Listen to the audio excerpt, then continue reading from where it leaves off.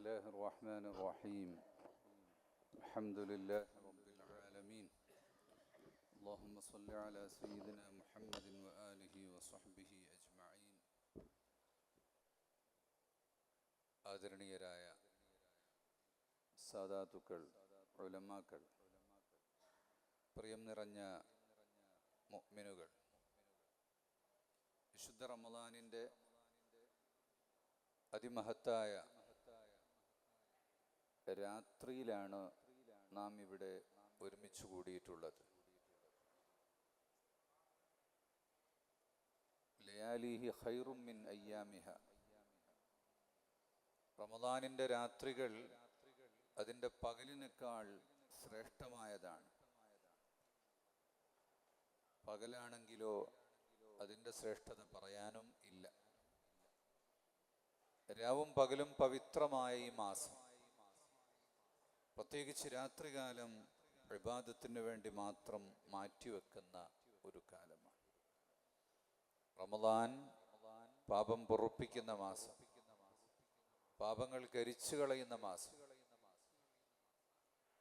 പോയ കാലത്തെ തെറ്റുകളെ ഓർത്തുകൊണ്ട് കരയാനുള്ള സമയം, വയറ് കാലിയാക്കിക്കൊണ്ട് അല്ലാഹുവിനോട് കേണപേക്ഷിക്കുന്ന സമയം. നമ്മുടെ നാടുകളിലെ പഴയ റമളാൻ കാലങ്ങൾ എങ്ങനെയായിരുന്നു ഒന്നോർത്തു നോക്കുക. റഈസുൽ ഉലമ നമ്മളിവിടെ കണ്ടു. വയസ്സ് 80 കഴിഞ്ഞിട്ടുണ്ട്. 20 റക്അത്തും നിന്ന് തന്നെ നിസ്കരിച്ചു. നമ്മോട് ഉപദേശങ്ങൾ നൽകി, ഇനി ഏറെ സഞ്ചരിക്കണം വീട്ടിലെത്താൻ. അമീനെ മില്ലത്ത് ദുആ ചെയ്തു, ഈ സദസ്സ് തീരും വരെ അവിടെ തന്നെ ഇരിക്കും. ഏത് സദസ്സിൽ പോയാലും അവസാനം സ്വലാത്തു ചൊല്ലിയിട്ടാണ് തങ്ങൾ പോവുക.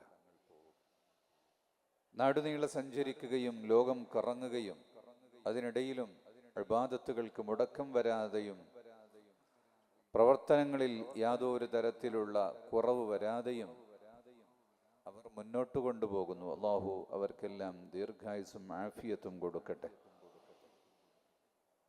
ഹാഫിദ് ഇബ്നു കസീർ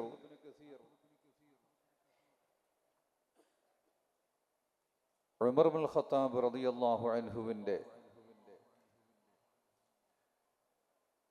ജീവിതത്തെക്കുറിച്ച് രേഖപ്പെടുത്തിയിട്ട് പറയുന്നുണ്ട്, കാന യുസല്ലി ബിന്നാസിൽ ഇശാ യദ്ഖുലു ബൈതഹു ഫലാ യസാലു യുസല്ലി ഇലൽ ഫജ്ർ. മസ്ജിദിൽ ഇശാഇന് ഇമാമായി നിസ്കരിക്കും. അത് കഴിഞ്ഞ് വീട്ടിൽ ചെന്നാൽ നേരം വെളുക്കുവോളം നിസ്കരിക്കും. മസ്റൂഖ് ഇബ്നുൽ അജ്ദഅ എന്ന് പറയുന്ന മഹാനെക്കുറിച്ച് അവരുടെ ഭാര്യ തന്നെ പറയുന്നുണ്ട്, വല്ലാഹി മാ കാന മസ്റൂഖുൻ യുസ്ബിഹു മിൻ ലൈലത്തിൻ മിൻ ലയാലി ഇല്ലാ വസാഖഹു മുൻതഫിഖതാനി മിൻ തൂലിൽ ഖിയാം. എല്ലാ രാത്രിയിലും നിസ്കാരത്തിന്റെ ദൈർഘ്യം കൊണ്ട് നേരം വെളുക്കുമ്പോൾ കാല് രണ്ടും നീരുവെച്ച് തടിക്കുമായിരുന്നു. അല്ലാത്ത ഒരു രാത്രിയും ഇല്ല. രാത്രി നിന്ന് നിസ്കരിച്ച് ക്ഷീണിച്ചാൽ ഇരിക്കും, നിസ്കാരം നിർത്തുകയില്ല. റമളാനിന്റെ രാത്രികൾ, ദീർഘിച്ചൊരു നിസ്കാരം നമുക്ക് ലഭിക്കാൻ വേണ്ടിയാണ് അതിനൊരു സിസ്റ്റം ഉണ്ടാക്കിയത്. ഇശാ നിസ്കാരം കഴിഞ്ഞാൽ 20 റക്അത്ത് തറാവീഹ് നിസ്കാരം, ചുരുങ്ങിയത് 3 റക്അത്ത് വിത്ർ നിസ്കാരം. വിശ്രമിക്കണമെങ്കിൽ ഒരൽപ്പം ഉറക്കം കഴിഞ്ഞാൽ പിന്നെയും എഴുന്നേറ്റ് ഏറ്റവും ചുരുങ്ങിയത് മാ തയസ്സറ മിനൽ ഖുർആൻ 2 റക്അത്ത് എങ്കിലും നിസ്കാരം. വീണ്ടും സുബ്ഹി ജമാഅത്തിന് അങ്ങനെയുള്ളൊരു കാലം ഇന്ന് എവിടെയാണ് നിൽക്കുന്നത് എന്ന് നാം ഓർക്കണം. നാട് വളരുമ്പോൾ, സമ്പത്ത് വർദ്ധിക്കുമ്പോൾ, സൗകര്യങ്ങൾ കൂടുമ്പോൾ അതിനനുസരിച്ച് ദീനും വളരണം. റഈസുൽ ഓർമ്മപ്പെടുത്തി, ഇത്രയും വലിയൊരു ജമാഅത്തായി നിസ്കരിക്കാൻ നമുക്കൊരു ഭാഗ്യം കിട്ടി. അത് ഈ വലിയൊരു മസ്ജിദ് ഉണ്ടായതുകൊണ്ടാണ്. അതുപോലെ നമുക്കെല്ലാം വരാനും പോകാനും വാഹനങ്ങളും സൗകര്യങ്ങളും ഉണ്ടായതുകൊണ്ടാണ്. കേട്ടാൽ മടുപ്പ് വരാത്ത ഖിറാഅത്തുള്ള ഇമാമുകൾ ഉണ്ടായതുകൊണ്ടാണ്. സമ്പത്ത് വർദ്ധിക്കുമ്പോൾ അത് ദീൻ വർദ്ധിക്കാൻ ഉപകാരപ്പെടുന്ന രീതിയിലാണ് ആകേണ്ടത്. ഈ സദസ്സിൽ വയസ്സന്മാരുണ്ട്. 80 കഴിഞ്ഞവരാരെങ്കിലും ഉണ്ടോ? ഒന്ന് കൈപൊക്ക്. പിറകോട്ടാരും നോക്കണ്ട, ഇരിക്കുന്നുണ്ട് ബാക്കിലൊരാള്. 70 കഴിഞ്ഞവരൊന്ന് കൈപൊക്ക്. അതാ 3-4 പേരുണ്ട്.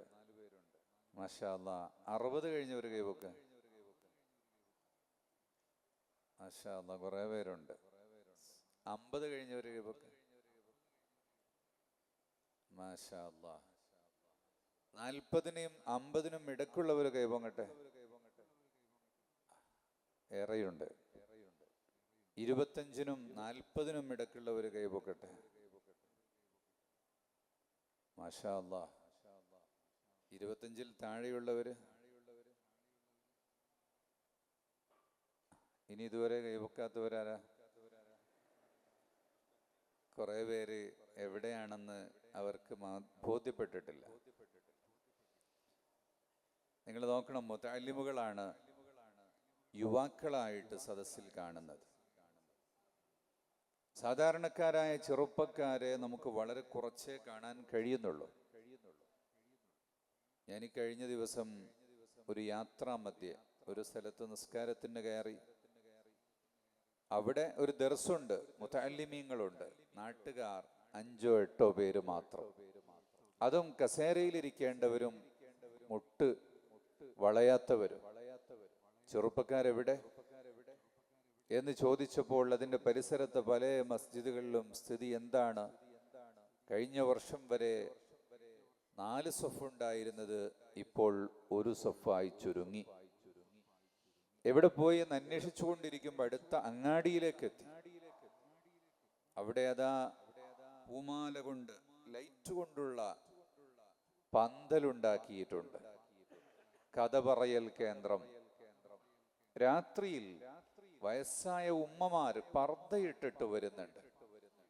യുവതികളായ സ്ത്രീകൾ പർദ്ദയിടാതെ വരുന്നുണ്ട്. കൊച്ചുകുട്ടികളെയും പിടിച്ച് ഏതോ മദ്രസയിലേക്ക് മൗലിദിന് നേർച്ചക്ക് പോകുന്നത് പോലെ അവര് വരുന്നുണ്ട്. യുവാക്കളുണ്ട്. എല്ലാവരും ചേർന്ന് അവിടെ ചെമ്പിൽ വെച്ച അരി തിളച്ചു മറയുന്നത് പോലെ, പുഴു അളയ്ക്കുന്നത് പോലെ ആണും പെണ്ണും വയസ്സനും ചെറുപ്പക്കാരും എല്ലാം ആ ലൈറ്റിന്റെ പന്തലിന്റെ ചോട്ടിൽ നിറഞ്ഞ് കവിഴുകയാണ്. അവിടെ നിന്ന് ഇങ്ങോട്ട് നീങ്ങിയപ്പോൾ അതിൻ്റെ ഇപ്പുറത്ത് വേറെയുണ്ട്, തൊട്ടപ്പുറത്ത് വേറെയുണ്ട്. അവിടെയെല്ലാം നിറയെ ആളുണ്ട്. ഫ്രൂട്ട്സ് കച്ചവടമുണ്ട്, കുലുക്കി സർബത്തുണ്ട്, പിന്നെ എന്തെല്ലാം അപ്പത്തരങ്ങളുണ്ട്. കച്ചവടക്കാരൻ ആളുകളെ കിട്ടാൻ വേണ്ടി പലതരത്തിലുള്ള മാർഗങ്ങൾ അവലംബിക്കുന്നത് നമ്മുടെ നാടുകളിലേക്ക് കടന്നു വരികയാണ്. കോഴിക്കോട്ട് ബീച്ചിൽ നേരത്തെ ഉണ്ട്. കോഴിക്കോട്ടങ്ങാടിയിലെ ചെറുപ്പക്കാരിൽ വലിയൊരു വിഭാഗം അവരവിടെയാണ് ഉണ്ടാകുന്നത് നേരം വെളുക്കുവോളം. സൗദി അറേബ്യയിലും അതുപോലുള്ള ഗൾഫ് രാജ്യങ്ങളിൽ നേരം വെളുക്കുവോളം ഇബാദത്ത് ചെയ്യുന്നവരൊരു ഭാഗത്തുണ്ട്. എന്നാൽ വേറൊരു വിഭാഗം അങ്ങാടിയിലൂടെ കറങ്ങുന്നവർ പണ്ടേ ഉള്ളതാണ്. സുബ്ഹി നിസ്കരിച്ചിട്ടാണ്, സുബ്ഹിയോടനുബന്ധിച്ച് കടയടച്ച് റൂമിൽ വന്ന് അത്തായം കഴിച്ച് ഉടനെ സുബ്ഹി നിസ്കരിച്ചൊരൊറ്റ ഉറക്കമാണ് ളുഹർ വരെ. നിസ്കരിക്കാൻ താല്പര്യമുള്ളവർ. അല്ലാത്തവർ അസറിനോടനുബന്ധിച്ച് എഴുന്നേറ്റ് ഉടനെ ളുഹർ നിസ്കരിക്കും. അപ്പോഴേക്ക് അസർ വാങ്ങിക്കൊടുക്കും. അപ്പൊ അസർ മുതൽ മഗ്രിബ് വരെ മാത്രമേ നോമ്പുള്ളൂ. നോമ്പുള്ളൂ എന്ന് പറഞ്ഞാൽ നോമ്പ് അവരറിയുന്നുള്ളൂ, ബാക്കി ഉറക്കത്തിലാണ്. രാത്രി ഹയാത്താണ്, തിന്നും കുടിച്ചും മെതിച്ചും നടന്നുകൊണ്ടിരിക്കുകയാണ്. ഇതല്ല റമദാൻ. അത് ഗൾഫ് രാഷ്ട്രങ്ങളിലേക്ക് പകർന്നു വന്നു. ഈജിപ്ത് പോലുള്ള രാജ്യങ്ങളിൽ നിന്ന് ലയാലി റമദാൻ എന്ന് പറഞ്ഞ റമദാനിന്റെ രാത്രികളെ അവർ ഹയാത്താക്കുന്നത്. നല്ല മനുഷ്യന്മാരല്ല, എല്ലാ നാട്ടിലും നല്ല മനുഷ്യരുണ്ട്. ഞാനൊരു ദിവസം ഒരു ഷെയ്ഖിനെ കാത്തുനിന്നു. അദ്ദേഹത്തിന്റെ മസ്ജിദിൽ വെള്ളിയാഴ്ച രാവ്, നോമ്പുകാലത്തല്ല, അവിടെ ചെന്നപ്പോ ആളുകൾ ഇങ്ങനെ കാത്തിരിക്കുകയാണ് ഷെയ്ഖ് വരാൻ വേണ്ടി. ജമാഅത്തിന് 1-2 മണിക്കൂർ കഴിഞ്ഞിട്ടാണ്, പക്ഷെ അദ്ദേഹം വന്നിട്ടേ നിസ്കരിക്കുള്ളൂ. വന്ന് നിസ്കാരത്തിന് കൈകെട്ടി അൽ കഹ്ഫ് സൂറത്ത് ഓതിയിട്ടാണ് നിസ്കരിക്കുന്നത്. എന്താണ് അദ്ദേഹം വൈകിയത്? അദ്ദേഹം മെഡിക്കൽ കോളേജിലെ സർജനാണ്. ഓപ്പറേഷൻ ഉണ്ടായിരുന്നു. അടിയന്തര ഓപ്പറേഷനുകൾ കഴിഞ്ഞിട്ടാണ് വരുന്നത്. മഹാപണ്ഡിതനും ദാക്കിറും എല്ലാമാണ്. സർജറി ചെയ്യുന്ന ഡോക്ടറാണ്. 50 വർഷമായി അദ്ദേഹം സേവനം ചെയ്തുകൊണ്ടിരിക്കുന്നു. അങ്ങനെയുള്ള നല്ല മനുഷ്യന്മാർ നിറയെ ഉള്ള നാടാണ്. പക്ഷേ പാശ്ചാത്യന്റെ പിടിമുറുക്കം പുതുതലമുറയിലേക്ക് കടന്നു കയറി ലയാലി റമളാൻ എന്ന് പറഞ്ഞ് രാത്രികളെ പന്തുകളി കൊണ്ടും കുതിരപ്പന്തയം കൊണ്ടും ഒരു ഭാഗത്ത് ഹയാത്താക്കുന്നു, വേറെ ഒരു ഭാഗത്ത് നൃത്തം കൊണ്ടും ഡാൻസ് കൊണ്ടും. അതിൻ്റെയും ബോർഡ് വെച്ചത് ലയാലി റമളാൻ എന്ന് പറഞ്ഞായിരിക്കും. അത് ഗൾഫ് രാഷ്ട്രങ്ങളിലേക്ക് കടന്നു വന്നു, നമ്മുടെ നാടുകളിലേക്കും കടന്നു വന്നുകൊണ്ടിരിക്കുകയാണ്.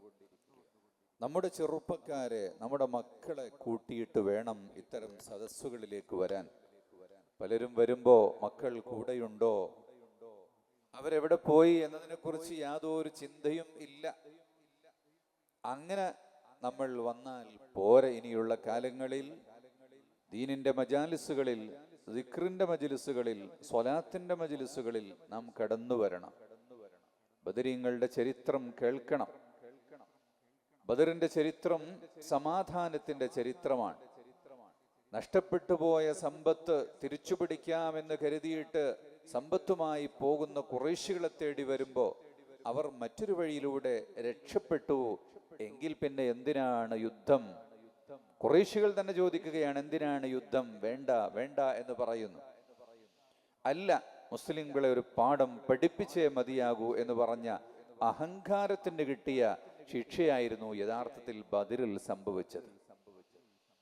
രണ്ടു വശത്തും വന്ന്, ഇരുവശത്തും അപ്പുറവും ഇപ്പുറവും മുസ്ലിങ്ങളും ഖുറൈശികളും വന്ന് നിന്നപ്പോഴും എങ്ങനെയെങ്കിലും യുദ്ധം ഒഴിവാക്കാം, രക്തച്ചൊരിച്ചിൽ ആവശ്യമില്ല എന്ന് പറഞ്ഞിട്ട് റസൂലുള്ളാഹി സ്വല്ലല്ലാഹു അലൈഹി വസല്ലം തങ്ങൾ ദൂതന്മാരെ അയക്കുകയും ചർച്ചകൾ നടത്തുകയും എല്ലാം ചെയ്തിട്ടും ഞങ്ങൾ 1000 പേരുണ്ട്, ഇഷ്ടം പോലെ ഭക്ഷണമുണ്ട്, ആനന്ദത്തിന് നർത്തകികളുണ്ട്, എല്ലാം ഖുശാലാണ് എന്ന് കരുതിയിട്ട് അഹങ്കാരത്തിൽ അബൂജഹലിന്റെ ആ മുന്നേറ്റമായിരുന്നു.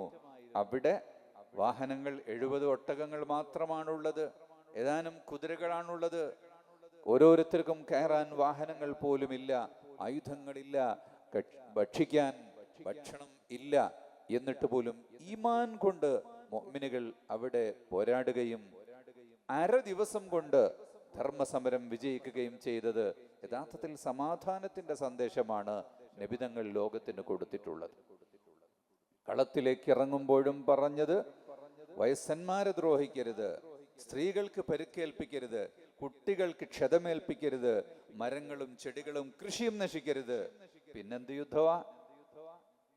അതുകൊണ്ട് തന്നെ 14 മുസ്ലിംകൾ മാത്രമാണ് ഷഹീദായിട്ടുള്ളത്. അല്ലാഹു അവരുടെ വലിയ ദർജകളെ ഇനിയും ഏറ്റിക്കൊടുക്കട്ടെ എന്ന് നമ്മൾ ദുആ ചെയ്യുകയാണ്. അതിനുവേണ്ടിയാണ് നമ്മൾ ബദരീങ്ങളുടെ പേര് വിളിക്കുന്നത്. റളിയല്ലാഹു അൻഹും റളിയല്ലാഹു അൻഹും. ശുഹദാക്കൾക്ക് മാത്രമല്ല, അവിടെ പങ്കെടുത്ത മുഴുവൻ ആളുകൾക്കും ഒരേ പോരിശയാണ്. പോകാത്ത ചില ആളുകൾക്കും പ്രതിബന്ധം കൊണ്ട് പോകാൻ കഴിയാത്ത വന്നതുകൊണ്ട് റസൂലുള്ളാഹി തങ്ങൾ അവരെയും ഈ ലിസ്റ്റിലേക്ക് ചേർത്തിക്കൊടുത്തു. ആ ബദരീങ്ങളുടെ പേര് വിളിക്കുന്നത്, അവർക്ക് വേണ്ടി തർളിയത്ത് ചെല്ലുന്നത് വാനോളം അവരുടെ ദർജകൾ ഉയരാൻ വേണ്ടിയാണ്. അത് പറയുമ്പോൾ നമുക്ക് അല്ലാഹു തആല ദോഷം പൊറുക്കാനും രോഗം മാറാനും ആവശ്യങ്ങൾ പൂർത്തിയാക്കാനും എല്ലാറ്റിനും അത് കാരണമാക്കി തരുന്നു എന്നതാണ്. അത് ലോകം പറഞ്ഞുകൊണ്ടിരിക്കുന്നു. ബദരിയത്തുകൾ രചിച്ചത് ആരാണ്? മക്കത്തെ പണ്ഡിതന്മാരാണ്, മദീനയിലെ മുഫ്തിയാണ്. അതുപോലെ ലോകത്ത് ജീവിച്ച വലിയ വലിയ മഹാപണ്ഡിതന്മാർ, മഹാനായ ജഅഫറുൽ ബർസഞ്ചി തങ്ങളെപ്പോലുള്ള വലിയ മഹത്തുക്കളാണ്. ഇന്നും മക്കയിലും മദീനയിലും ബദരിയത്ത് ചൊല്ലുന്നതിന്റെ മജ്ലിസുകൾ വർഷത്തിലൊരിക്കലല്ല, മാസത്തിലുമല്ല, നിത്യവും നമുക്ക് അത്തരം മജ്ലിസുകൾ കാണാൻ കഴിയും. നമ്മുടെ നാട്ടിലേക്കും ഏറെക്കാലം മുമ്പ് തന്നെ ഇത് കടന്നു വന്നിട്ടുണ്ട്. കേരളത്തിന്റെ ഉലമാക്കൾ അത് പതിവാക്കിയിട്ടുണ്ട്. ഞാൻ ആ ചരിത്രത്തിലേക്കൊന്നും കടക്കുന്നില്ല. ഇന്ന് അസറിന് മുമ്പും ശേഷവും എല്ലാം നടന്ന നിരവധി സദസ്സുകളിൽ അക്കാര്യം പറയപ്പെട്ടിട്ടുണ്ട്. അപ്പൊ ലോകത്തിന് ബദർ നൽകുന്ന സന്ദേശം യുദ്ധം ഒഴിവാക്കണം, രക്തച്ചൊരിച്ചിൽ ഒഴിവാക്കണം, ഉടമ്പടി സംഭാഷണങ്ങൾ നടത്തിയിട്ട് പരമാവധി യുദ്ധങ്ങൾ ഒഴിവാക്കണം എന്നാണ്. യുദ്ധങ്ങൾ ഉണ്ടായാൽ തന്നെ അവിടെ ഇപ്പറയുന്ന അച്ചടക്കങ്ങൾ എല്ലാം പാലിക്കണം എന്നതുമാണ്. മാത്രമല്ല, വിദ്യാഭ്യാസമാണ് ഈ സമൂഹത്തിന് വേണ്ടത്, അക്ഷരാഭ്യാസമാണ് ഈ സമൂഹത്തിന് വേണ്ടത്, അറിവാണ് വേണ്ടത് എന്ന് പറയുന്ന സന്ദേശമാണ് കൊടുത്തത്. ബദറിന്റെ രണാങ്കണത്തിൽ അവിടെ ഖുറൈശി പക്ഷത്ത് നിന്ന് പിടികൂടി അറസ്റ്റ് ചെയ്യപ്പെട്ട ആളുകൾക്ക് അവർക്ക് മോചന ദ്രവ്യമായിട്ട് റസൂലുള്ളാഹി സ്വല്ലല്ലാഹു അലൈഹി വസല്ലം തങ്ങൾ പറഞ്ഞത് എന്താണ്? നിങ്ങളുടെ കൂട്ടത്തിൽ അക്ഷരാഭ്യാസമുള്ളവരുണ്ടോ, അറിവുള്ളവരുണ്ടോ എങ്കിൽ ഇവിടെ അറിവില്ലാത്തവർക്ക് പഠിപ്പിച്ചു കൊടുക്കൂ. ഇവർക്ക് ക്ലാസ് എടുത്താൽ നിങ്ങളെ വെറുതെ വിടാം. അറിവ് പഠിപ്പിക്കാൻ, അക്ഷരം പഠിപ്പിക്കാനും ദീൻ പഠിപ്പിക്കാനും കൊടുത്ത വലിയ സന്ദേശമാണ് ബദറിൻ്റെത്. അത് നെഞ്ചോടേറ്റുകയാണ് നാം ചെയ്യുന്നത്. ഇന്ത്യ രാജ്യത്ത് ബദറുൽ കുബ്ര എന്ന് പറഞ്ഞ് വലിയൊരു സംഗമം നമ്മളിങ്ങനെ വീണ്ടും വലുതാക്കി കൊണ്ടുവരുന്നതിൻ്റെ ഉദ്ദേശ്യം എന്താണ്? ഇന്ത്യയിലെ മുഴുവൻ ജനങ്ങൾക്കും വിജ്ഞാനത്തിൻ്റെയും അറിവിൻ്റെയും സമാധാനത്തിൻ്റെയും സന്ദേശം ഓതിക്കൊടുക്കുക എന്നുള്ളതാണ്. ഇന്ന് വന്ന പത്രക്കാർ, ഹൈദരാബാദിൽ നിന്നും ബോംബെയിൽ നിന്നും ഒക്കെ വന്നിട്ടുള്ള പത്രക്കാർ ചോദിക്കുന്നത്, എന്തുകൊണ്ടാണ് കേരളം ഇത്ര സമാധാനപരമായി ജീവിക്കുന്നത്? തോക്ക് പിടിച്ച പോലീസുകാരനെ ഇവിടെ കാണാനില്ല, വടിയുമായുള്ള പോലീസുകാരനെയും കാണാനില്ല. ഇവിടെ എന്തൊരു സമാധാനമാണ്, എന്തൊരു വളർച്ചയാണ്, വൈജ്ഞാനികമായി ഉയർച്ചയിലാണ്. എന്താണ് അതിന്റെ കാരണം? അതിന്റെ കാരണം കേരള മുസ്ലിംകളിൽ നിലകൊള്ളുന്ന ആത്മീയതയാണ്. അവർ യാസീൻ കാണാതെ പഠിച്ചവരാണ്, ഫാത്തിഹ കാണാതെ പഠിച്ചവരാണ്, ഖുൽ ഹുവല്ലാഹു അഹദും ഫലക്കും നാസും നിത്യവും ഒരുപാട് തവണ ഓതുന്നവരാണ്. അവർ മിക്കവാറും മസ്ജിദുകളില്, എല്ലാ മഹല്ലുകളിലും, എല്ലാ രാത്രികളിലും ഹദ്ദാദ് റാത്തീബ് നടക്കുന്നതാണ്. വ്യക്തിപരമായി അത് പതിവാക്കാത്ത ആളുകൾ ഉണ്ടെങ്കിൽ പോലും ആ നാട്ടിൽ എന്തായാലും ദിക്ർ നടന്നിരിക്കും. വ്യക്തിപരമായി തന്നെ ധാരാളം ആളുകൾ അത് ചൊല്ലുന്നവരാണ്. അങ്ങനെ ആ ദിക്റും സ്വലാത്തും ഖുർആനും നിലനിൽക്കുന്നത് കൊണ്ട് മുഅ്മിനീങ്ങൾ എല്ലാ നിലക്കും വികസിക്കുന്നു. ആ ആത്മീയത തന്നെയാണ് ലോകത്തിന് ആവശ്യം എന്നവർ നോക്കിക്കാണുകയാണ്. ഇമാം ബുഖാരി റളിയല്ലാഹു അൻഹുവിന്റെ നാട്ടിൽ നിന്ന്, ഇമാം തിരുമിദി റളിയല്ലാഹു അൻഹുവിന്റെ, ഇമാം ഖഫാഉ ശാസിയുടെ, അൽബീറൂനിയുടെയും ഖവാരിസ്മിയുടെയും നാട്ടിൽ നിന്ന്, ഒരുപാട് അയിമ്മത്തിന്റെ നാട്ടിൽ നിന്ന് വന്ന അംബാസഡർ നോക്കിക്കൊണ്ട് പറയുന്നു, മാഷാ അല്ലാഹ്, ഇവിടെ മലയാളത്തിൽ പ്രസംഗം നടക്കുന്നുണ്ട്, പലതും നടക്കുന്നുണ്ട്. ഞാൻ കരുതി അദ്ദേഹത്തിന് ഇതൊക്കെ കണ്ടിട്ട് മുഷിപ്പായിട്ടുണ്ടാകും. അദ്ദേഹത്തിന് വല്ലാത്തൊരു ആവേശം, എന്തൊരു സന്തോഷം ഈ സദസ്സിന്റെയും ഈമാനികമായ ചൈതന്യവും കണ്ടിട്ട്. അതാണ് ലോകത്തുള്ള മുഴുവൻ ആളുകളും ഈ കേരളത്തിന്റെ മണ്ണിൽ കാണുന്നത്. അത് ഇപ്പോൾ നശിപ്പിക്കാനുള്ള വലിയ പ്രവണതകളാണ് നടന്നുകൊണ്ടിരിക്കുന്നത്. മദ്യത്തിന്റെയും മയക്കുമരുന്നിന്റെയും മാഫിയകൾ കടന്നു കയറി പിടികൂടാൻ ശ്രമിക്കുന്നത് മുസ്ലിംകൾ താമസിക്കുന്ന ഇടങ്ങളാണ്, മുസ്ലിം കേന്ദ്രങ്ങളാണ്. ആരെയാണ് ഒറ്റിക്കൊണ്ടുപോകുന്നത്? ഒറ്റപ്പെട്ട ആളുകളെ, ഒറ്റയാനായി നടക്കുന്ന ആടിനെയാണ് ചെന്നായ പിടികൂടുന്നത്. അതുകൊണ്ട് ദീനീ പ്രസ്ഥാനങ്ങളുമായി ഒട്ടിച്ചേർന്നു നിൽക്കണം, പണ്ഡിതന്മാരുമായി ബന്ധം നിലനിർത്തണം, ദീനിന്റെ മജാലിസുകളുമായി ബന്ധമുണ്ടാകണം. ഇവിടെ സമസ്ത കേരള ജംഇയ്യത്തുൽ ഉലമയും അതിന്റെ കീഴിൽ മുസ്ലിം ജമാഅത്തും എസ്വൈഎസും എസ്എസ്എഫും ഒക്കെ പ്രവർത്തിക്കുന്നത് ഈ ഒരു തലമുറയെ കൂട്ടിപ്പിടിച്ച് അവർക്ക് ദിക്റുകൾ ചൊല്ലിച്ച്, സ്വലാത്തുകൾ ചൊല്ലിച്ച്, അവരെ കൊണ്ട് ഇൽമിന്റെ മജാലിസുകൾ, റൗദത്തുൽ ഖുർആനും സ്കൂൾ ഓഫ് ഖുർആനും സുംറകളും ഖുർആൻ പഠന ക്ലാസുകളും പ്രഭാഷണങ്ങളും ആദർശ സമ്മേളനങ്ങളുമായി നിരന്തരമായ പരിപാടികളിലൂടെ ഈ ഒരു കൂട്ടി നിർത്തുന്ന ഒരു സമൂഹം, അവരിൽ നിന്ന് ആരെങ്കിലും പോയിട്ടുണ്ടോ മയക്കുമരുന്നിന്റെ ഏജന്റുമാരായി? അവരിൽ നിന്ന് ആരെങ്കിലും പോയിട്ടുണ്ടോ സ്വന്തം രക്ഷിതാക്കളെ ക്രൂശിക്കാൻ വേണ്ടിയോ അവരെ എന്തെങ്കിലും ഉപദ്രവങ്ങൾ ഏൽപ്പിക്കാൻ വേണ്ടിയോ? ഒരിക്കലും ഉണ്ടാകില്ല.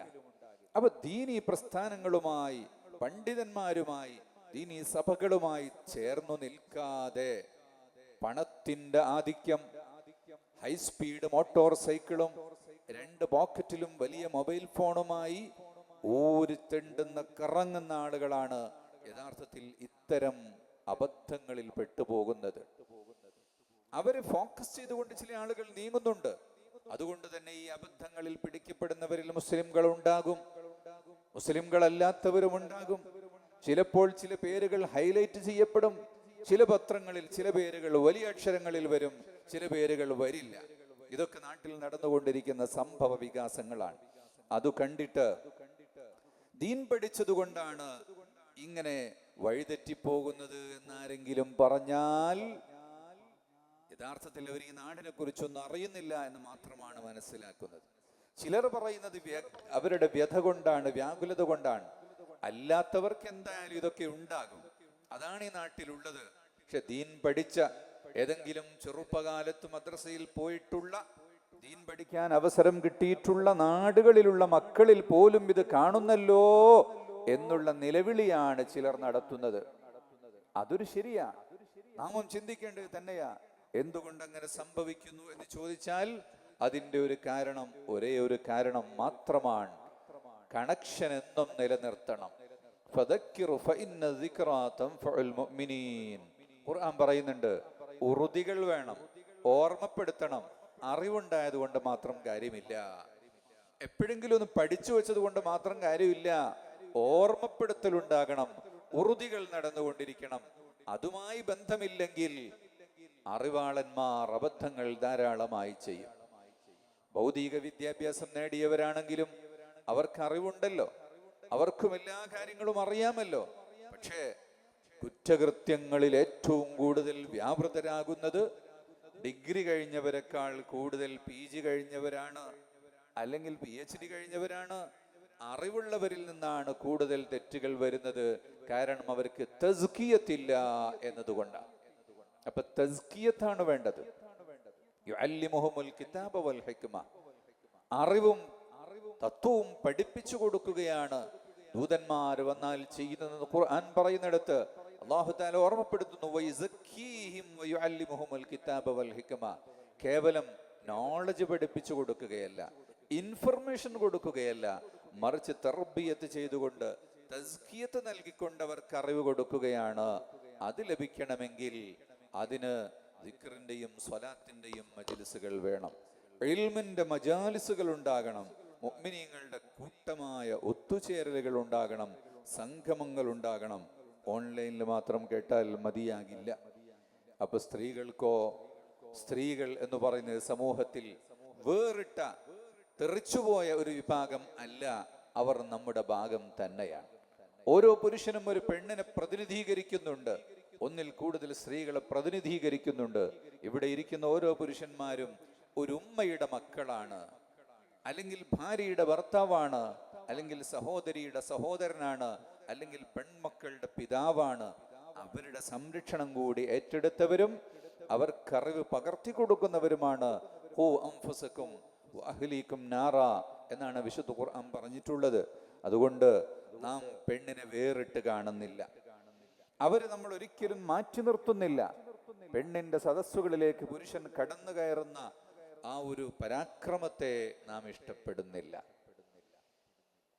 പെണ്ണിന്റെ അവകാശങ്ങൾ ധ്വംസിക്കപ്പെടുന്ന പുരുഷ മേധാവിത്വത്തെ നാം അംഗീകരിക്കുന്നില്ല. മറിച്ച് പെണ്ണിന് വേണ്ടതെല്ലാം കൊടുക്കണം, അവർക്കും അറിവ് പകർന്നു കൊടുക്കണം, അതിനുള്ള സൗകര്യങ്ങൾ ഉണ്ടാക്കണം. ജാമിഉൽ ഫുതൂഹിന്റെ കീഴിൽ, മർക്കസ് നോളജ് സിറ്റിയുടെ കീഴിൽ വിറാസ് ഗേൾസ്, പെൺകുട്ടികൾ പഠിച്ച് ശറഹുൽ അഖായിദയും ബൈളാവിയും ഓതിപ്പടിച്ച ആലിമാത്തുകളുണ്ട്. ഈ വർഷവും പുതിയ അഡ്മിഷൻ SSLC കഴിഞ്ഞ കുട്ടികളിൽ നിന്ന് ശരീഅത്ത് പഠിച്ച് അങ്ങ് വാനോളമുയരാൻ, അഖീദയും ഫിഖ്ഹും തസവ്വുഫും പഠിക്കാൻ പെൺകുട്ടികൾക്ക് അവസരം കൊടുക്കുന്ന സ്ഥാപനം നോളജ് സിറ്റിയുടെ കീഴിൽ തന്നെയുണ്ട്. വയനാട്ടിലെ ബത്തേരിയിൽ മർക്കസിന്റെ കീഴിലുണ്ട്. കേരളത്തിലുടനീളം ഹാദിയ ക്യാമ്പസുകളുണ്ട്. അവിടെയൊക്കെ പഠിച്ച് പെൺകുട്ടികൾ ദീൻ പഠിച്ചു വളരണം, അതിനുള്ള അവസരങ്ങൾ കൊടുക്കുന്നുണ്ട്. കളിമണ്ണിൽ കളിക്കേണ്ട കുഞ്ഞുങ്ങൾക്ക് ആ കാലഘട്ടത്തിൽ അവരെ കൊത്തിക്കൊണ്ടുപോകുന്ന കഴുകന്മാരുണ്ട്. അതിൽ നിന്ന് അവരെ രക്ഷിക്കാൻ വെക്കേഷൻ കാലത്ത് കളിമൺ എന്ന് പറഞ്ഞൊരു പ്രോഗ്രാം ഹാബിറ്റസിന്റെ കീഴില്, നോളജ് സിറ്റിയുടെ കീഴില്, മർക്കസിന്റെ കീഴില് ഇഹ്റാമിന്റെ പ്രോഗ്രാമുകൾ നടന്നു വരുന്നുണ്ട്. നമ്മുടെ കുട്ടികളെ ഒഴിവുകാലത്തും അവധിക്കാലത്തും എല്ലാ സമയത്തും നാം ശ്രദ്ധിച്ചുകൊണ്ടിരിക്കണം. മാനേജ്മെന്റ് പഠിക്കാനുള്ള അവസരമുണ്ട്, അതുപോലെ തന്നെ ടെക്നോളജി പഠിക്കാനുള്ള അവസരമുണ്ട്. അവിടെയൊക്കെ നമ്മുടെ കുഞ്ഞുങ്ങൾ നമ്മുടെ സ്ഥാപനങ്ങളിലേക്ക് വരണം. സമസ്തയുടെ കീഴിൽ ജാമിയത്തുൽ ഹിന്ദ് എന്ന് പറയുന്നൊരു സംവിധാനത്തിലൂടെ 200-ലേറെ മതസ്ഥാപനങ്ങളെ കൂട്ടിച്ചേർത്തുകൊണ്ട് ഇന്ന് അഡ്മിഷൻ കൊടുക്കാൻ എളുപ്പവഴി ഉണ്ടാക്കിയിട്ടുണ്ട്. ജാമിയ മദീനത്തുൻ നൂറിന് കീഴിൽ 500ഓളം വിദ്യാർത്ഥികളാണ് ഒരു വർഷം അഡ്മിഷൻ നേടുന്നത്. അതുപോലെ മഅദിനിന്റെയും സിറാജുൽ ഹുദയുടെയും CM സെന്ററിന്റെയും അങ്ങനെ തുടങ്ങി കാസർഗോഡ് സഅദിയ മുതൽ തിരുവനന്തപുരം വരെ മുനവ്വറ വരെയും അതുപോലെ മഖ്ദൂമിയ വരെയൊക്കെ നീണ്ടു നിൽക്കുന്ന 200-ലേറെ സ്ഥാപനങ്ങളിൽ അഡ്മിഷൻ നേടാൻ ഇന്ന് ഒരൊറ്റ പോർട്ടലിലൂടെ നമ്മുടെ നാടുകളിലെ പ്രവർത്തകന്മാർ അതിന് സൗകര്യങ്ങൾ ഉണ്ടാക്കണം. 7ാം ക്ലാസ് കഴിഞ്ഞ കുട്ടികളെ 8ാം ക്ലാസ്സിലേക്കുള്ള സ്ഥാപനങ്ങളിലേക്ക്, 10 കഴിഞ്ഞവരെ 11ാം ക്ലാസ്സിലേക്കുള്ള സ്ഥാപനങ്ങളിലേക്ക് ചേർക്കാൻ ഈ മാർഗം ഉപയോഗിച്ചുകൊണ്ട് നമ്മളെല്ലാവരും അതിനുവേണ്ടി പ്രോത്സാഹിപ്പിക്കുകയും പരിശ്രമിക്കുകയും നമ്മുടെ നാടിനെയും പരിസരത്തെയും അയൽവാസികളെയും കുറിച്ചൊക്കെ എല്ലാവർക്കും ബോധമുണ്ടാകണം എന്നുകൂടെ സാന്ദർഭികമായി ഞാൻ ഓർമ്മപ്പെടുത്തുകയാണ്. ഖുർആൻ ഹിഫ്ള് ചെയ്യാനുള്ള 40ഓളം സ്ഥാപനങ്ങൾ മർക്കസിനു കീഴിലുണ്ട്. കുറച്ച് മികച്ച സൗകര്യങ്ങളുള്ള ഹൈടെക് സംവിധാനമുള്ള ഒരു സ്ഥാപനം ഉണ്ടാക്കുമോ എന്ന് പലരും ചോദിച്ചു. നമ്മൾ പറഞ്ഞു എല്ലാ സ്ഥലത്തും ഇഷ്ടംപോലെ സ്ഥാപനം ഉണ്ട്. വീണ്ടും വീണ്ടും ആളുകളുടെ ആവശ്യം പരിഗണിച്ചുകൊണ്ട് ജാമിഉൽ ഫുതൂഹിന് കീഴിൽ തന്നെ ഒരു മഹ്ഫള തുടങ്ങാൻ വേണ്ടി തീരുമാനിച്ചിരിക്കുകയാണ്. മഹ്ഫളത്തുൽ ഖുർആൻ, ഖുർആൻ മനപ്പാഠമാക്കുന്ന ഒരു മഹ്ഫള ഇൻഷാ അല്ലാഹ് ഇന്നിവിടെ അത് പ്രഖ്യാപിക്കും, അത് ലോഞ്ച് ചെയ്യും. റമദാൻ കഴിഞ്ഞാൽ 10 വയസ്സായ കുട്ടികൾക്ക് മാത്രമായി ഈ വർഷം ഏതാനും സീറ്റുകൾ നീക്കിവെച്ചുകൊണ്ട് CBSE സ്കൂൾ പഠനത്തോടൊപ്പം തന്നെ കുട്ടികൾക്ക് ഹിഫ്ള് ചെയ്യാനും മതപരമായ ചിട്ടയിലൂടെ വളരാനും വേണ്ടിയാണ് ആ ഒരു പുതിയ സ്ഥാപനം കൂടി ഇവിടെ ആരംഭിക്കുന്നത്. പെൺകുട്ടികൾ അതിലേക്ക് വരുന്നുണ്ടെങ്കിൽ അതിൻ്റെ സൗകര്യം അനുസരിച്ച് പെൺകുട്ടികൾക്കും പ്രത്യേകമായ അവസരങ്ങൾ ഒരുക്കി കൊടുത്തുകൊണ്ട് തന്നെ ഇൻഷാ അല്ലാഹ് എത്ര കുട്ടികൾ വന്നാലും ഉൾക്കൊള്ളാൻ പറ്റിയ രീതിയിൽ അത്യാധുനിക സംവിധാനങ്ങളോടുകൂടിയുള്ള ഒരു സംവിധാനമാണ് നാം മഹ്ഫളത്തുൽ ഖുർആനിൽ ഒരുക്കുന്നത്. ഇവിടെ നിങ്ങൾക്ക് ഇമാമത്ത് നിന്ന ഹാഫിള് സമീർ അസ്ഹരി സഖാഫിയുടെ പ്രിൻസിപ്പൽഷിപ്പില് നേതൃത്വത്തിലാണ് ഈ മഹ്ഫള ആരംഭിക്കുന്നത്. അള്ളാഹു വിജയിപ്പിച്ചു തരുമാറാവട്ടെ. നമ്മുടെ സ്ഥാപനങ്ങൾ അഖിലവും ഒരുപാട് സ്ഥാപനങ്ങൾ നമ്മളെ വികസനത്തിന്റെ പാത തേടി മുന്നോട്ട് പോയിക്കൊണ്ടിരിക്കുകയാണ്. എല്ലാം അറിവിന് വേണ്ടിയുള്ള കേന്ദ്രങ്ങളാണ്. ഇന്നിവിടെ ചുറ്റി സഞ്ചരിച്ച അംബാസഡർ പറഞ്ഞു, ഞാൻ എല്ലാ സ്ഥാപനങ്ങളിലും പോയി, മാഷാ അല്ലാഹ് എല്ലാ റൂമുകളും ആക്റ്റീവാണ്, വെറുതെ കിടക്കുന്ന സ്ഥലം എവിടെയും കാണാനില്ല. ഇതൊരു നോളജ് സിറ്റിയിൽ മാത്രമല്ല, കാരന്തൂരിലെ മർക്കസിൽ മാത്രമല്ല, ജില്ലകാരാന്തരം നടക്കുന്ന സ്ഥാപനങ്ങളിൽ, ഇന്ത്യയുടെ വിവിധ സ്റ്റേറ്റുകളിൽ നടക്കുന്ന ഓരോ സ്ഥാപനങ്ങളിലും മാഷാ അല്ലാഹ് മർക്കസിനു കീഴിൽ മാത്രമായി നേരിട്ട് 65,000 കുട്ടികൾ പഠനം നടത്തിക്കൊണ്ടിരിക്കുന്നുണ്ട്. നമ്മുടെ പ്രസ്ഥാനത്തിനു കീഴിലായി 5 ലക്ഷത്തോളം വിദ്യാർത്ഥികൾ പഠിച്ചുകൊണ്ടിരിക്കുന്നുണ്ട്. പക്ഷേ കേരളത്തിന്റെ മുസ്ലിം ജനസംഖ്യയിലേക്ക് പോലും ചേർത്തി നോക്കിയാൽ അത് വളരെ ചെറുതാണ്. 95 ലക്ഷം മുസ്ലിങ്ങൾ കേരളത്തിലുണ്ട്. അതിന്റെ പകുതിയും അധിവസിക്കുന്നത് മലപ്പുറം, കോഴിക്കോട് ജില്ലകളിലാണ്. എന്നാൽ ഇന്ത്യയിലെ മറ്റു സംസ്ഥാനങ്ങളിലേക്ക് കടന്നാൽ എത്രമാത്രം കോടിക്കണക്കിന് മുഅ്മിനീങ്ങളുണ്ട്. അവിടെയെല്ലാം നമുക്ക് ദീനീ സ്ഥാപനങ്ങൾ ഉണ്ടാകണം. അതിനുവേണ്ടി നമ്മുടെ പ്രസ്ഥാനത്തിനു കീഴിൽ, മർക്കസിനു കീഴിൽ, അതുപോലെ നമ്മുടെ സംഘടനയുടെ പ്രധാനപ്പെട്ട സ്ഥാപനങ്ങളുടെ കീഴിലായി നടന്നുവരുന്ന പദ്ധതികളുണ്ട്. ഡൽഹിയിലും ബംഗാളിലും അതുപോലെ തന്നെ മറ്റു പല സ്റ്റേറ്റുകളിലും. എന്നാൽ ഇപ്പൊ പണിയില്ലാത്ത ചില ആളുകൾ ഒരു ഐപാഡുമായി ഇറങ്ങി എവിടെയെങ്കിലും പോയി 4 ഫോട്ടോ എടുത്തു കൊണ്ടുവരും, ഒരു യൂട്യൂബ് ഇടും. ഞാനും ബംഗാളിലെ മുസ്ലിങ്ങളെ നന്നാക്കാൻ ഇറങ്ങിയതാണ്, ഞാനും UP-യിലെ മുസ്ലിങ്ങളെ നന്നാക്കാൻ ഇറങ്ങിയതാണ് എന്ന് പറഞ്ഞിട്ട് ഒറ്റയാന്മാരായി ഇപ്പൊ ഇങ്ങനെ ഇറങ്ങാൻ തുടങ്ങിയിട്ടുണ്ട്. കമ്മിറ്റിയില്ല, ആളില്ല, കണക്കില്ല, ചോദ്യമില്ല, ഇതാ നോമ്പ് തുറപ്പിക്കാൻ 99 രൂപ അയച്ചോളൂ എന്ന് പറഞ്ഞിട്ട് അങ്ങനെ വിടുന്ന ആളുകളുണ്ട്. നാം നന്നായി ഓർക്കണം, നമ്മൾ ആർക്ക് പണം കൊടുക്കുന്നുണ്ടെങ്കിലും അത് ഔദ്യോഗികമായ സ്വഭാവമുള്ള കാര്യക്ഷമതയുള്ള ആളുകൾക്ക് പണം കൊടുക്കാവൂ. കച്ചവടത്തിന് കൊടുക്കുന്നതാണെങ്കിലും സംഭാവന കൊടുക്കുന്നതാണെങ്കിലും ഹദിയ കൊടുക്കുന്നതാണെങ്കിലും ഒക്കെ അതിൻ്റെ ഓഥന്റിസിറ്റി ഉറപ്പുവരുത്തുക എന്നത് നമ്മുടെ അനിവാര്യമാണ്. അതുകൊണ്ട് നാം നമ്മുടെ സമയങ്ങൾ ഇത്തരം വിഷയങ്ങൾക്ക് വേണ്ടി സാമ്പത്തികമായി സഹായിക്കുകയും മറ്റൊക്കെ ചെയ്യുന്നതിനപ്പുറം നമുക്ക് വലിയൊരു കാര്യം ചെലവില്ലാതെ ചെയ്യാനുണ്ട്. അത് ദുആ ചെയ്യുകയാണ്. ലോക മുഅ്മിനീങ്ങൾക്ക് വേണ്ടി, അവരുടെ വികസനത്തിനു വേണ്ടി, അവരുടെ നന്മയ്ക്കു വേണ്ടി, വളർച്ചയ്ക്കു വേണ്ടി നാം കരഞ്ഞുകൊണ്ട് ദുആ ചെയ്യണം. വബില്ലസ്ഹാരിഹും യസ്തഗ്ഫിറൂൻ. അത്താഴ സമയത്ത് കരഞ്ഞുകൊണ്ട് ദുആ ചെയ്യുന്നവരെ വിശുദ്ധ ഖുർആൻ പുകഴ്ത്തിയിട്ടുണ്ട്. ഇസ്തിഗ്ഫാർ ചെയ്യുന്നവർ, അതിനൊരു സമയം അത്താഴ സമയം നമ്മൾ നഷ്ടപ്പെടുത്തി പോകുന്നൊരു സമയമാണ്. അത്താഴം കഴിച്ചാൽ പിന്നെ ജമാഅത്ത് വരെയുള്ളൊരു സമയം, ആ സമയത്ത് വിശ്രമിക്കരുത്. അവിടെ ഖുർആൻ ഓതുകയും കരഞ്ഞുകൊണ്ട് ദുആ ചെയ്യുകയും വേണം. അതുപോലെ മഗ്രിബ് ഇശാഇന്റെ ഇടയിലുള്ള സമയം വളരെ പ്രധാനപ്പെട്ട സമയമാണ്. അത് നഷ്ടപ്പെട്ടു പോകരുത്. നാം അത് പ്രത്യേകമായി ശ്രദ്ധിക്കേണ്ടതുണ്ട്. സുലൈമാനു തൈമി എന്ന് പറയുന്ന മഹാനെ കുറിച്ചുള്ള ഒരൊറ്റ അനുഭവം മാത്രം പറഞ്ഞ് ഞാൻ അവസാനിപ്പിക്കുകയാണ്. മഅ്മർ എന്ന മഹാൻ രേഖപ്പെടുത്തുകയാണ്, സുലൈമാനു തൈമി എൻ്റെ കൂടെ നിസ്കരിക്കുകയാണ്. ഇശാ നിസ്കാരം കഴിഞ്ഞ് അവര് നിസ്കാരത്തിൽ തബാറക സൂറത്ത് ഓതിക്കൊണ്ടിരിക്കുന്നത് ഞാൻ കേൾക്കുന്നു. തബാറക സൂറത്ത് ഓതിയിട്ട് അങ്ങനെ ഫലമ്മാ റഔഹു സുൽഫതൻ സീഅത് വുജൂഹുൽ ലദീന കഫറൂ എന്ന് പറഞ്ഞ ആ ആയത്ത് ഓതിയിട്ട് പരലോകത്ത് സത്യനിഷേധികളായ ആളുകൾ അനുഭവിക്കുന്ന ദുരവസ്ഥയെക്കുറിച്ചുള്ള ആ ആയത്ത് ഓതിയിട്ട് മഹാൻ അത് ആവർത്തിച്ച് അങ്ങനെ ഓതിക്കൊണ്ടിരിക്കുകയാണ്, നിർത്തുന്നില്ല. അങ്ങനെ ആളുകളൊക്കെ പിരിഞ്ഞുപോയി, എന്നിട്ടും അത് അവസാനിക്കുന്നില്ല. അങ്ങനെ ഞങ്ങളൊക്കെ വീട്ടിൽ പോയി സുബ്ഹി വാങ്ക് കൊടുക്കാനായി വീണ്ടും മസ്ജിദിലേക്ക് വരുമ്പോൾ അതാ മഹാനവർകൾ അത് ആവർത്തിച്ച് വീണ്ടും ഓതിക്കൊണ്ടിരിക്കുകയാണ്. മഗ്രിബ് ഇശാഇനിടയിലുള്ളൊരു സമയം, മഗ്രിബ് ഇശാഇനിടയിലുള്ള സമയം അത് നമ്മൾ പാഴാക്കി കളയാതെ, ചില മഹാന്മാര് സുന്നത്ത് നോമ്പ് നോൽക്കൂല എന്ന് പറഞ്ഞു. എന്താ, നോമ്പ് നോറ്റാൽ നോമ്പ് തുറക്കാനുള്ളൊരു സമയം, മഗ്രിബിന്റെ ഇശാഇന്റെ ഇടയിലൊരു സമയം പാഴാക്കണ്ടേ?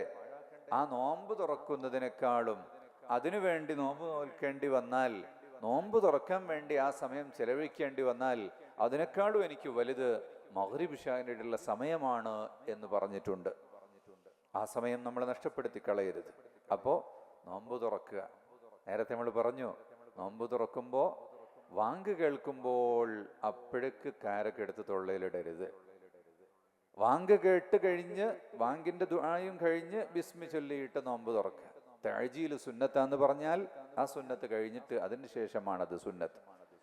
അത് കഴിഞ്ഞ് പിന്നെ ഉടനെ തന്നെ നമ്മൾ അല്പം ഭക്ഷണം കഴിച്ചാൽ ഉടനെ തന്നെ തയ്യാറായിട്ട് ഖുർആൻ പാരായണം, ഇസ്തിഗ്ഫാർ പോലുള്ള കാര്യങ്ങളിൽ നമ്മൾ വ്യാപൃതരാകണം. അത്താഴ സമയവും സുബ്ഹി നിസ്കാരത്തിന്റെ ശേഷം ശുറൂക്ക് വരെയുള്ളൊരു സമയം വല്ലാത്തൊരു സമയമാണത്. ആ സമയം ഒരാൾ ഹയാത്താക്കിയാൽ അവർക്ക് ഉംറ ചെയ്ത കൂലിയാണ്. നബി തങ്ങൾ ഓർമ്മപ്പെടുത്തുന്നുണ്ട്, സുബ്ഹി ജമാഅത്തായി നിസ്കരിച്ച് ഇശ്റാഖ് വരെ ദിക്റിലായിരുന്ന് 2 റക്അത്ത് നിസ്കരിച്ചു പിരിഞ്ഞാൽ അത് ഉംറ ചെയ്ത കൂലിയാണ്. ഉംറത്തിൻ താമ്മത്തിൻ താമ്മ. മിക്കവാറും തൂങ്ങി നിന്ന് എന്ത് സലാം വീട്ടിൽ കിട്ടിയ ഉടനെ പോയി ഉറങ്ങാം എന്ന് കരുതുന്നുണ്ട്. അവിടെ ഒന്ന് പിടിച്ചു നിന്നാൽ നമുക്ക് ഓരോ ദിവസവും ഒരു ഉംറയുടെ കൂലി കിട്ടും. ഹജ്ജ് എന്നും റിവായത്തുകളിൽ വന്നിട്ടുണ്ട്. അതുകൊണ്ട് അള്ളാഹു നമുക്ക് ഇബാദത്തുകൾ വർദ്ധിപ്പിക്കാൻ, തൗബ ചെയ്യാൻ, അള്ളാഹുവിലേക്ക് മടങ്ങാൻ തൗഫീഖ് നൽകട്ടെ എന്നുണർത്തിക്കൊണ്ട് മഹളറത്തുൽ ബദരിയ ഉസ്താദ് അവർകൾ നമുക്ക് ഇജാസത്ത് തന്നിട്ടുണ്ട്. ഇന്ന് ആമായിട്ട് ഇജാസത്ത് നൽകാൻ പോകുന്നുണ്ട്. അത് പതിവായിട്ട് എല്ലാ ദിവസവും ചൊല്ലാം. ആഴ്ചയിൽ ഒരു ദിവസം എന്തായാലും പതിവാക്കാം. മാസത്തിൽ നമ്മുടെ സംഘടനയ്ക്ക് കീഴിൽ ഓരോ നാട്ടിലും മജ്‌ലിസുകൾ നടക്കുന്നുണ്ട്. അപ്പം മജ്‌ലിസുകൾക്ക് നേതൃത്വം കൊടുക്കുന്നവർക്കും സ്വന്തം പതിവാക്കാൻ ഉദ്ദേശിക്കുന്നവർക്കും എല്ലാവർക്കും അതിൻ്റെ ഒരു ഇജാസത്ത് ലഭിക്കുമ്പോൾ അത് വാങ്ങിയിട്ടത് പതിവാക്കണം. നമ്മുടെ നാടിൻ്റെ എല്ലാ നിലക്കുമുള്ള സംരക്ഷണത്തിന് വേണ്ടിയുള്ളതാണ് അത്.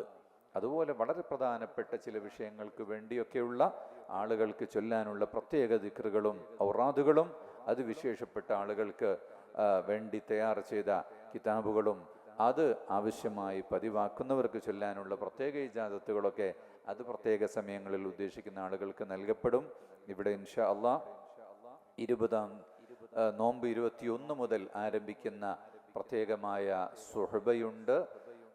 ഒതുക്കുങ്ങൽ സുലൈമാൻ ഉസ്താദിൻ്റെ പ്രിയപ്പെട്ട മകൻ മലപ്പുറം SYSൻ്റെ പ്രസിഡന്റ് അബ്ദുൽ മജീദ് സഖാഫിയുടെ അഹ്സനിയുടെ സഖാഫിയുടെ നേതൃത്വത്തിലാണ് അത് നടക്കുന്നത്.